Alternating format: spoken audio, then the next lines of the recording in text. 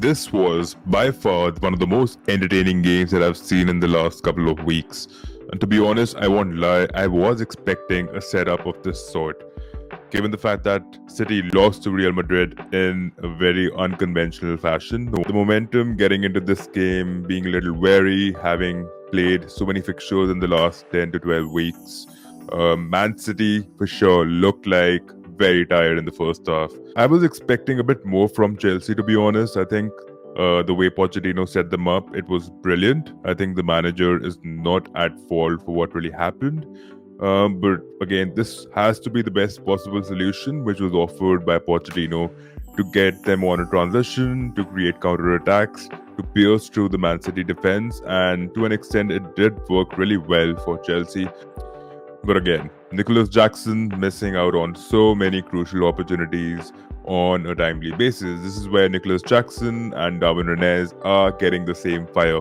Man City in possession would mostly play in a 3-5 setup or in a 3-4-3 setup with Kyle Walker, John Stones, and Ake cementing their positions to a certain extent. John Stones and Akanji were constantly trying to rotate their positions, which in my opinion wasn't the best option available for City, to be honest, because Stones was really leaky. He wasn't really good on the ball either, and I think Stones in the first half was struggling a lot against the pace of Nicolas Jackson, and we saw that happening on so many occasions when Chelsea were actually countering them.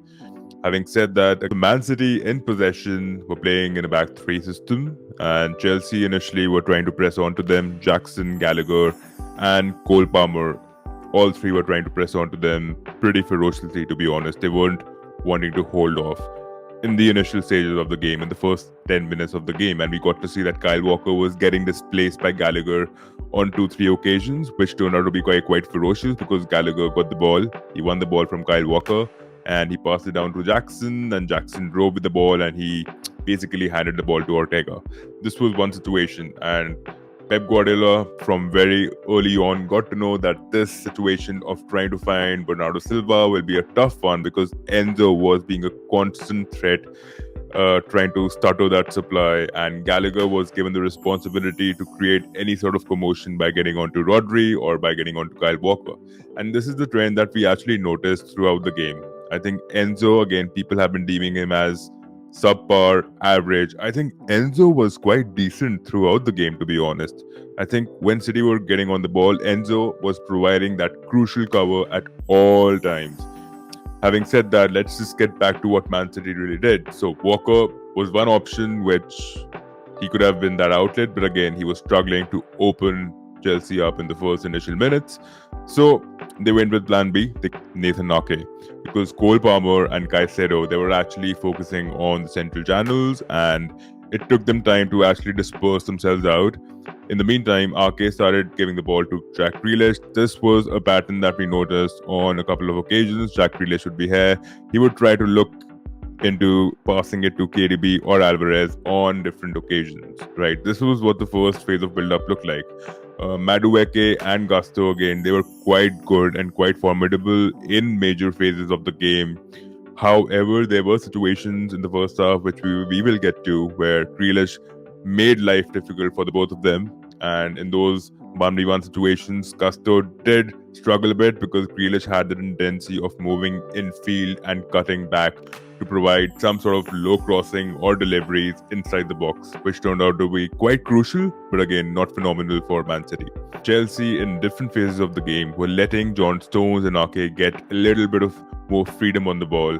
They were basically trying to hold off and try to make good shape in order to stutter Man City in the middle of the pitch. Because of this box formation that they made right here, they were able to capture KDB, Rodri, and Akanji to a certain extent, stuttering any sort of turnover or creating a transition, which really helped them in creating those chances. Again, Enzo in major situations was actually providing a lot of shadow cover by keeping Bernardo Silva and by keeping Phil Foden silent in certain occasions. And again, Enzo's role was more of a secret keeper's role, where he wouldn't really be the front card for you. He wouldn't be the ace, but he would turn out to be the jack of all trades, right? So Enzo, in my opinion, created a number of transitions which really helped Man City which really helped Chelsea in creating some sort of a trigger, right? Enzo would actually look to target these areas right here, this area right here, trying to create some sort of a long pass situation for Madueke to actually get ahead, for Gusto to get ahead. And this is how in the first half too we saw Chelsea were actually creating so many counter attacks, and Jackson would actually progress into these spaces right here. And John Stones literally would be trying to match his intensity and his pace. And by the 26th and the 35th minute, we saw John Stones was huffing and puffing, and it was because of Jackson's intensity on those counter attacks. So Chelsea were creating turnovers and they were creating transitions, which really helped them in creating some sort of momentum, but it just wasn't enough for them to actually again score a goal because Jackson wasn't clinical in those situations. Caicedo was really good with horizontal passes and trying to find the right people to pass the ball to. He wasn't someone who was like the front face for the team, right? Even Enzo to that extent, he wasn't. I think Gallagher was the main culprit in destroying City's momentum altogether. Whenever City would get to that second phase of the ball, Gallagher would stutter something. In the first half, they were that ferocious. And that's what I really like about Gallagher. He turned out to be the leader, that big personality that Chelsea actually needed in that team, right? One player who was really crucial throughout the game was Jack Grealish.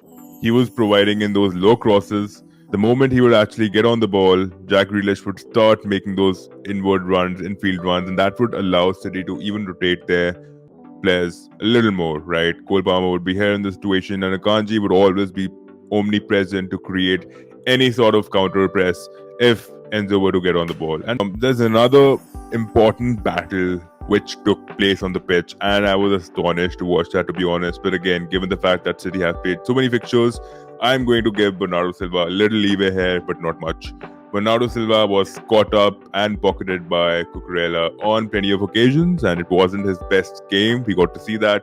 But Bernardo Silva, again, would be a bit passive too in situations, and he would be back passing a lot, which frustrated Pep Guardiola because he's not used to seeing negative or passive football being played by his wingers too often, right? This is one situation which was troubling City, and this was City's weakest point in the first half, the right flank and the Kyle Walker and the Stone situation. It wasn't justified for Pep Guardiola to not bring in those substitutions, which is why John Stones was brought off and we got to see Ruben Dias in the second half, which turned out to be one of the best suitable options for Man City because on the ball, they were more giving. On the ball, they were actually creating more chances, and Doku in this situation, instead of Grealish, was actually getting into those small pockets. And Chelsea were also quite open in the second half to a certain extent, even though the game was very end-to-end. And Jackson had, again, 2 more chances in the second half, which he was not able to put to bed. But again, overall, if you see the gameplay, Chelsea had a little bit of extra control in terms of the chances, but City had the possession, right? And Doku, as soon as he came on, again, he created a havoc in that final third, right? So overall, I think the game could have gone either way.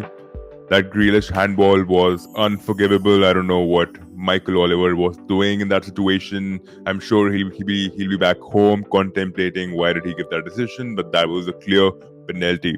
City did change the game from a second gear to the fourth gear in the second half. Again, not playing to their best of levels, which we've seen from Man City. Not at all anywhere near their level, but given the fact that they were so lethargic and so tired, we have given them the benefit of the doubt. And I think City deserved to score that goal for sure. They were more imposing, they were more aggressive in the second half.